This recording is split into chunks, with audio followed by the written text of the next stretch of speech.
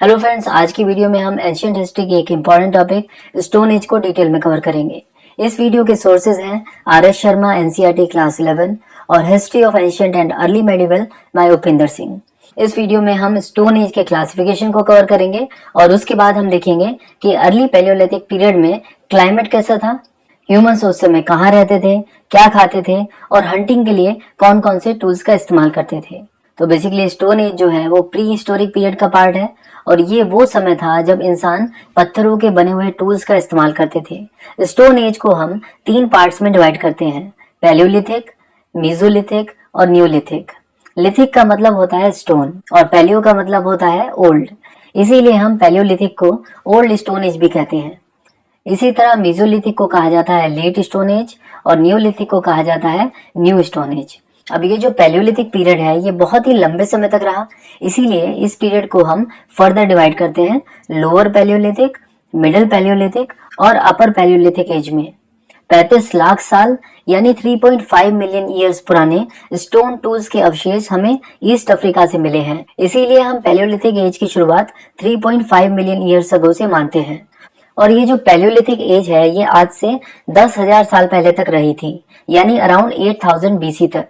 इसके अगर हम फर्दर कैटेगराइजेशन को देखें तो जो लोअर पैलियोलिथिक एज है वो 3.5 मिलियन ईयर्स पहले से शुरू होकर 1 लाख साल पहले तक रही थी और मिडिल पैलियोलिथिक एज 40,000 साल पहले तक, और फिर मीजोलिथिक को हम 8000 बीसी से 4000 बीसी तक मानते हैं, यानी 6000 साल पहले तक। इंडिया में जो ह्यूमन एक्टिविटी है उसके रिमेन्स हमें 5 लाख साल पुराने तक मिले हैं, यानी लोअर पैलियोलिथिक टाइम में भी ह्यूमंस इंडिया में रह रहे थे।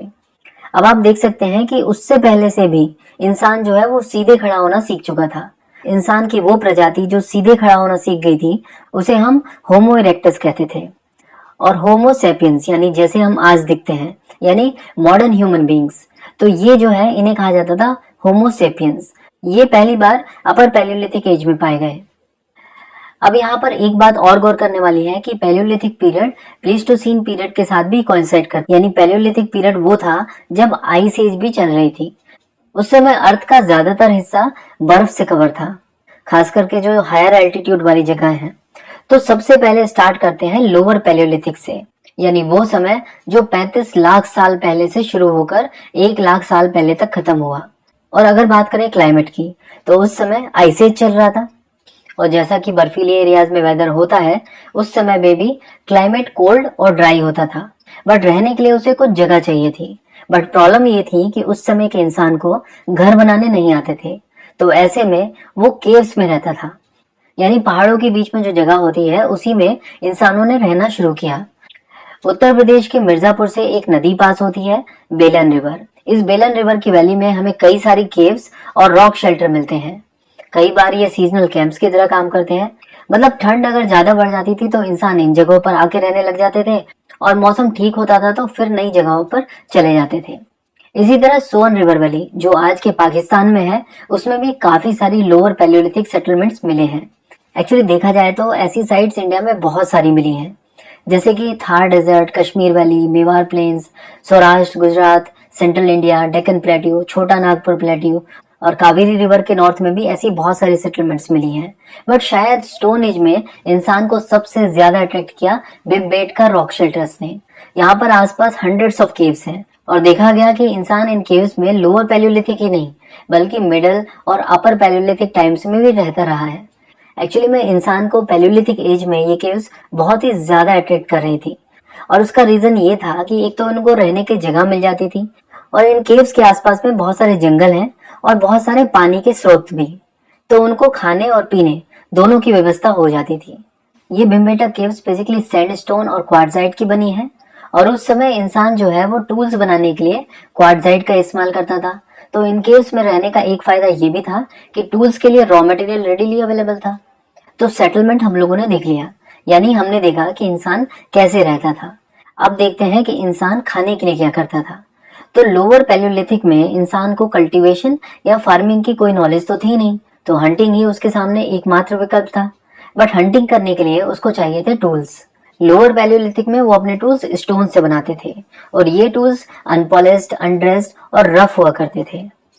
ये लोग क्या करते थे कि एक बड़े पत्थर को एक साइड से थोड़ा सा तोड़ देते थे ताकि पत्थर में एक साइड से कुछ रफ एजेस बन जाए। तो जब पत्थर को स्प्लिट करते थे तो उसका जो बड़ा पार्ट है उसको कहा जाता था कोर और छोटे पार्ट को कहा जाता था फ्लेक। लोअर पैलियोलिथिक, जिसे हम अर्ली पैलियोलिथिक भी कहते हैं, उसमें स्टोन टूल्स बेसिकली कोर से बनाए जाते थे।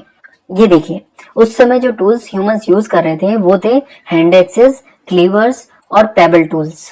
और ये जो टूल यहाँ पे इंडिया में यूज हो रहे थे, बिल्कुल ऐसे ही टूल्स वेस्टर्न एशिया, यूरोप और अफ्रीका में भी यूज हो रहे थे। मतलब पूरी दुनिया में इसी तरह के टूल्स मिल रहे थे। और ये टूल्स बने होते थे क्वार्टजाइट और दूसरे मजबूत रॉक पीसेस से। Quartzite basically hard metaphoric rocks ही होती हैं। अब ये जो हैंड एक्सेस और क्लीवर्स के बीच का डिफरेंस है, इसको देख लेते हैं।